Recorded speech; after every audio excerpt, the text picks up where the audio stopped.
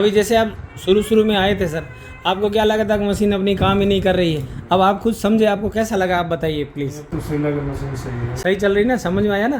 तो वो होता है ट्रेनिंग का, जब अपन को पूरा जब ज्ञान नहीं होता ना, तो बिना ट्रेनिंग अपन कहीं पे भी भटक लें, अपने समझ में कुछ नहीं आएगा। जैसे आपको मैंने सिखाया, कितना आसानी से समझ में आया आपके।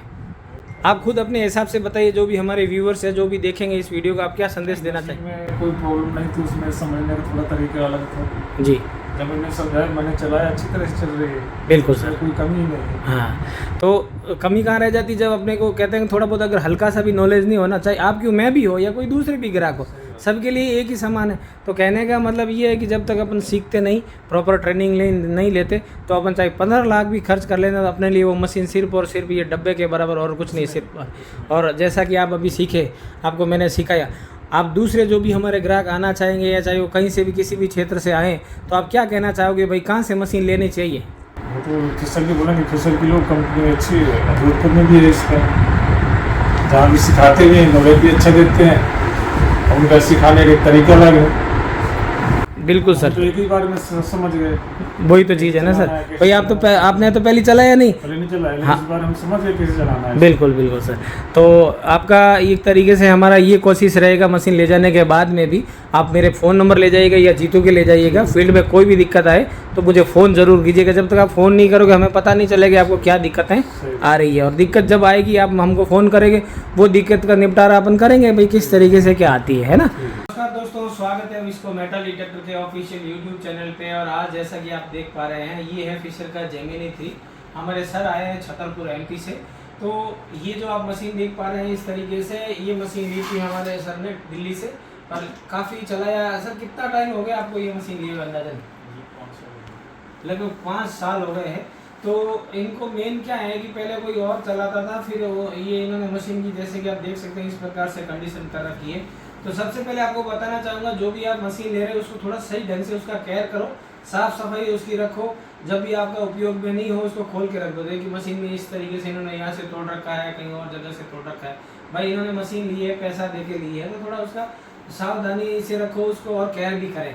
तो कहने का मतलब मशीन आप कहीं से भी ले लो, लेकिन मेन होता है चलाना आना। और चलाना तब आएगा जब आप चलाना सीखेंगे। तो इस तरीके से हम जो है सर को आज ट्रेनिंग दे रहे हैं। इन्होंने दिल्ली से ली थी, डीलर से। तो अब देखा जाए तो अब अपन बात करते हैं कि ये मशीन को इनको समझ में नहीं आ रहा, तो हम इनको पूरा सीखेंगे कि किस तरीके से इसको कैलिब्रेट किया जाता है, और ग्राउंड में अगर करना हो कैलिब्रेट तो कैसे करना होता है। तो मैं आपको दिखाऊंगा। जैसे अभी तो हम इसको खड़े लेवल में कैलिब्रेट करके दिखाएंगे, फिर इसको जैसे जो बेल्ट आता है ना उसको पकड़ने के लिए मेन होता है ग्राउंड में इस तरीके से कैलिब्रेट होना ज़रूरी है। तो सबसे पहले सर आपको मैं समझा देता हूँ, सिंपल है, करना कुछ नहीं है। आराम से इन दोनों को लगा दें। ये जो बटन है ना, इसको लेफ्ट राइट घुमाना होता है मशीन को कैलकुलेट करने के लिए। अभी मैं इस मशीन को करता हूँ ऑन। जैसे इसका एक तो ये ऑन होता है, ये जैसे यहाँ से अपना, इसको बोलते हैं ट्रांसमीटर, ये ज़मीन में तरंगे भेजता है। इसको बोलते हैं रिसीवर, ये ज़मीन में भेजी गई तरंग को वापस रिसीव करता है, और यहाँ पे आवाज़ करता है स्पीकर में। तो यहाँ से वो हमने ऑन कर दिया। अब जैसे मैं ये ऑन करता हूँ, ठीक है ना, अब जैसे ये वॉइस कर रही है, तो अब मान लीजिए यहाँ पे इसकी 4 की सेंसिटिविटी है, ठीक है ना, 4 की सेंसिटिविटी है। अब इसको बढ़ाएंगे तो ये और बजेगी। तो कहने का अभी यहाँ पे ये कहाँ पे शांति है, उसको कम कर देना। अब जैसे यहाँ पे ये कम है, तो अब इस बटन को थोड़ा घुमाइए, फिर इसको 4 पे करिए, और 4 पे बज रही है, तो थोड़ा और इसको घुमाइए क्लॉकवाइज या एंटी क्लॉकवाइज, मतलब घड़ी की दिशा में या घड़ी की विपरीत दिशा में घुमाना है, जहाँ पे भी ये शांत हो वहाँ पे। अब फिर अभी 4 से मैं क्या करता हूँ, 5 पे सेंसिटिविटी लाता हूँ, 6 पे लाता हूँ, और 6 पे लाते ही ये क्या होगी, और बज रही है। अब इसको और शांत करना पड़ता है। क्या मैं घुमाता हूँ इसको, 6 पे होगी शांत। यहाँ पे एक 7 के ऊपर देखो एक गोला बना हुआ है। तो कहने का मतलब ये डिफॉल्ट सेंसिटिविटी है, ज़्यादातर हो सके यहाँ तक रखना है, अपने को ज़्यादा नहीं रखनी है। फिर भी अगर आपको लगे कि भाई अपन को ज़्यादा गहराई चाहिए, तो इसकी सेंसिटिविटी बढ़ा सकते हैं। जैसे अभी मैंने कहा थी 9 पे ये बजना शुरू हो गई।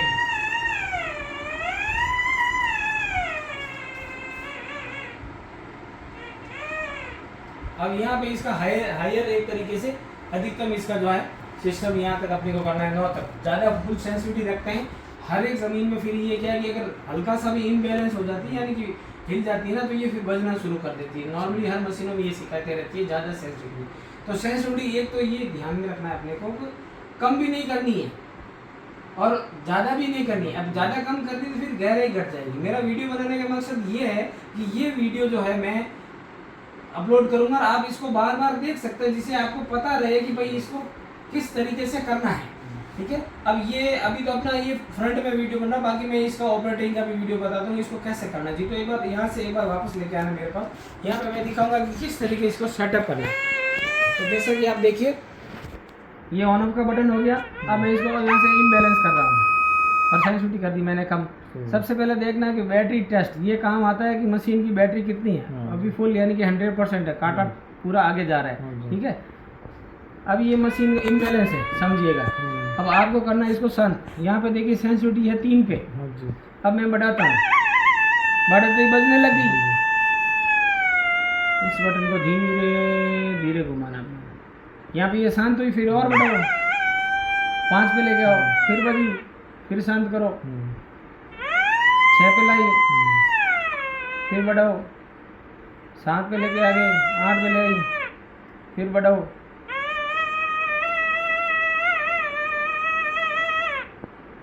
यानी कि 8 पे या 9 पे अपने को हाईएस्ट सेंसिटिविटी पे रखना है। ज़्यादा कम नहीं करना, अगर ज़्यादा कम करोगे तो फिर इसकी गहराई जो है वो कम हो जाएगी। हमेशा एक चीज़ ये याद रखिए, इसीलिए मैंने ये इनका गहराई यहाँ से पता चलेगी, यहाँ से गहराई बढ़ाई जा सकती है। अच्छा, कम रखोगे तो कम गहराई लेगी, ज़्यादा रखोगे ज़्यादा, और अगर ज़्यादा कर दी तो फिर ये इम्बैलेंस हो जाएगी। तो अपने को मशीन को क्या इम्बैलेंस करना नहीं है, अपने को इसको शांत रखना है। ठीक है ना।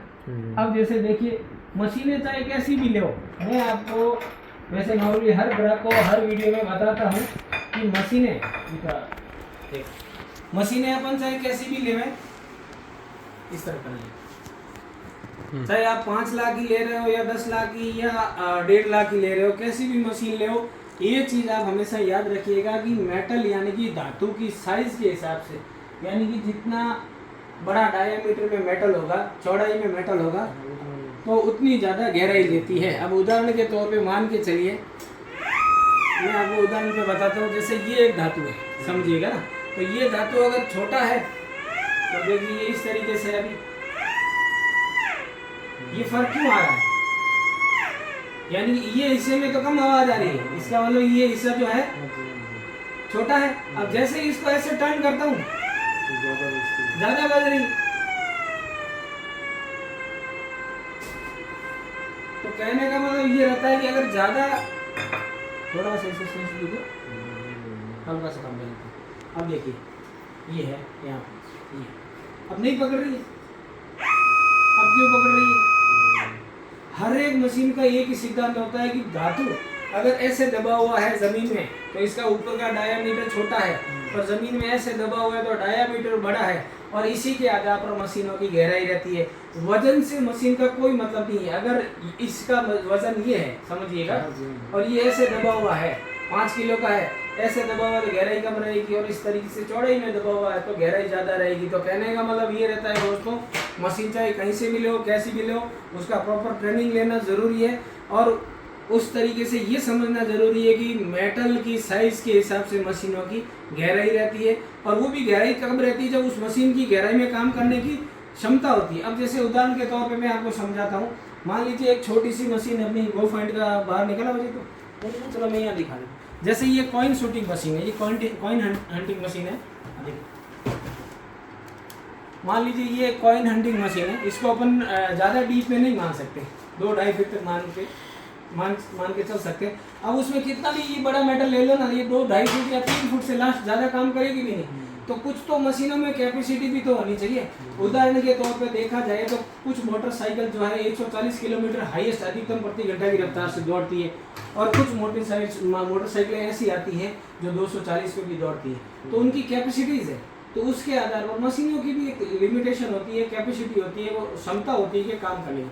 अब इसकी क्षमता कंपनी क्लेम करती है 200 गैलन के ड्रम पर 20 फुट पे, यानी बहुत बड़ा ड्रम होता है, काफ़ी सड़ा हुआ, तो ये 20 फुट भी जा सकती है। लेकिन उससे अगर छोटा मेटल हुआ तो फिर इसकी गहराई भी कम हो जाएगी। अभी उदाहरण के तौर पे आपको बताता हूँ, जैसे ये कटोरी जितना मेटल है, अब देखिए इसमें ये इतना ही पकड़ रहा है ना, तो कहने का मतलब मेटल छोटा है। छोटा है। अब उसी अकॉर्डिंग अगर अपन देखें तो ये जैसे अभी यहाँ रख रहा हूँ नहीं बज रही है, ये इतनी दूरी पे बजेगी, ठीक है। अब उसकी जगह अगर और बड़ा मेटल ले लेते हैं अपन, यहाँ पे बजना शुरू हो जाता है। अब इसमें अपने सेंसिटिविटी आराम से ना कोई सेंसिटिविटी भी जैसे अपन ने कम कर रखी है, तो आराम से ये जो है आराम से ये अच्छी खासी गहराई में भी पकड़ लेगी। तो कहने का मतलब ये रहता है कि अगर अपन इसको सेंसिटिविटी को थोड़ा सा ज़्यादा रखते हैं तो गहराई भी बढ़ जाती है, थोड़ा कम करते हैं सेंसिटिविटी। अब जैसे मान लीजिए मैं सेंसिटिविटी कम करके दिखाता हूँ, आप खुद करिए कम इसको थोड़ा, मतलब इसको 3 पे करिए, 3 पे किया आपने, अब मैं यहाँ पे लेके आता हूँ, यहीं पे पकड़ लीजिए, देखो ये यहाँ पे पकड़ लीजिए,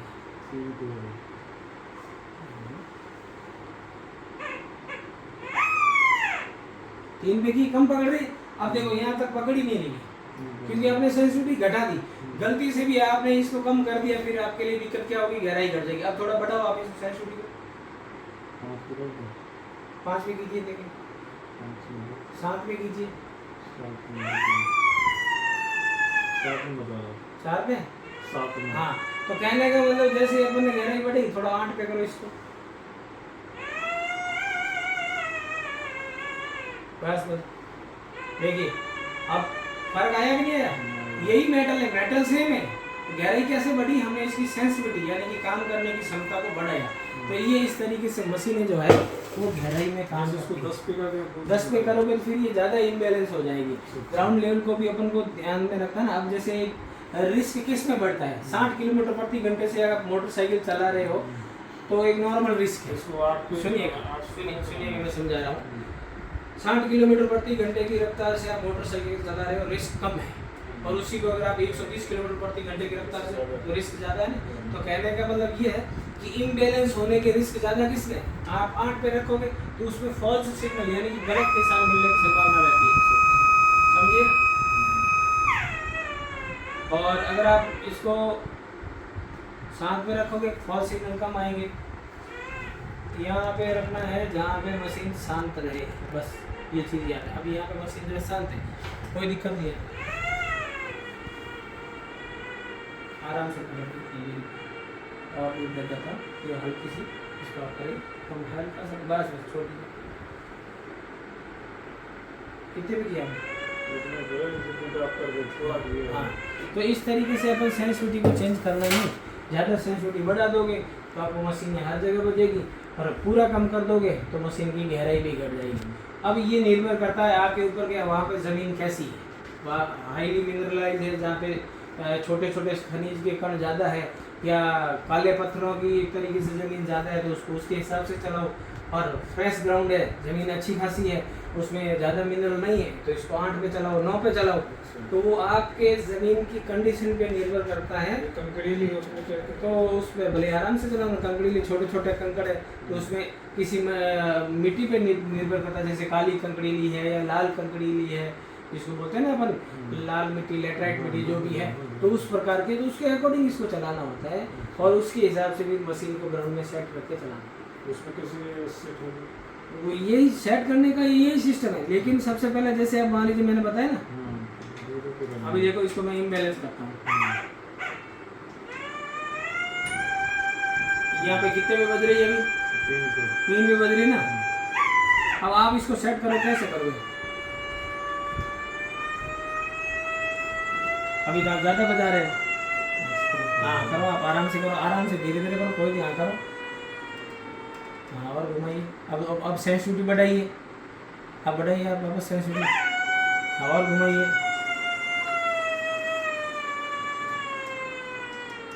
अब और सेंसिटिविटी बढ़ाइए,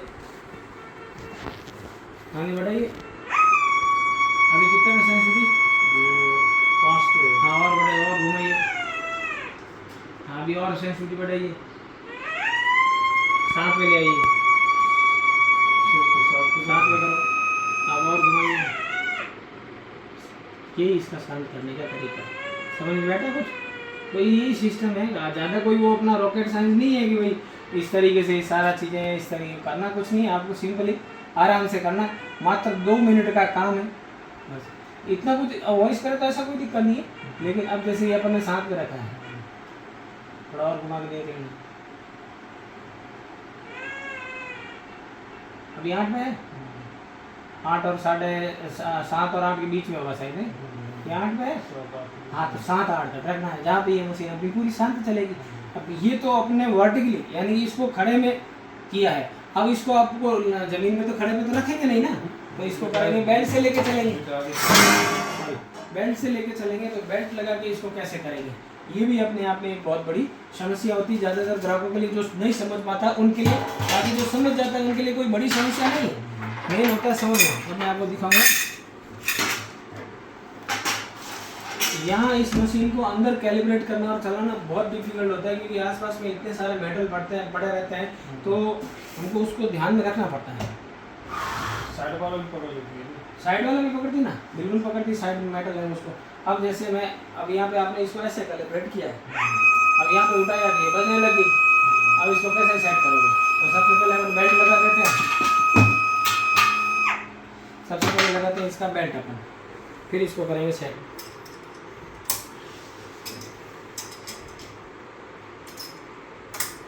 अब जब भी चलाना हो इसके मीडियम में इसको इस तरीके से बेल्ट को पकड़ना होता है, फिर इसको चलाना होता है। अब मान लीजिए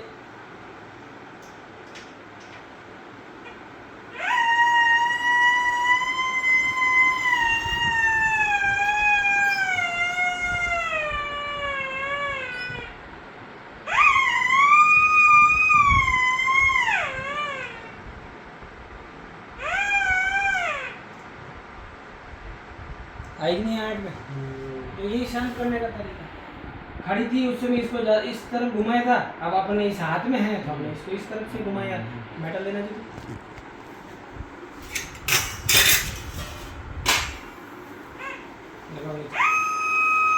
हटाइए, यही सिस्टम है। तो इनमें अगर आप ज़्यादा इम्बैलेंस लगेगी, ज़्यादा ऐसे करोगे तो थोड़ी सी सेंसिटिविटी कम करता है। और इसमें ऐसे लेके चलो तो कोई अपने को यहाँ मेटल आया था आवाज से, बाकी नहीं कर रही, बाकी मैं लेके चल रहा हूँ, आगे पीछे करो, या पीछे मेटल आया था तो करी। तो जहाँ पे धातु होगी वहीं पे बजेगी। और इसको चलने का जो लहजा होता है वो एक आराम से जमीन से इतना ऊपर रखना होता है, और इसको स्टेप जो है ना ऐसे ऐसे नहीं चलना, आराम से लेके चलना, जिससे कि ये यूनिट दोनों बराबर हिले ना। तो उसी तरीके से अपन को लेके अब जैसे अपन ने खड़े में किया था, अब जैसे मैंने हाथ में लिया है,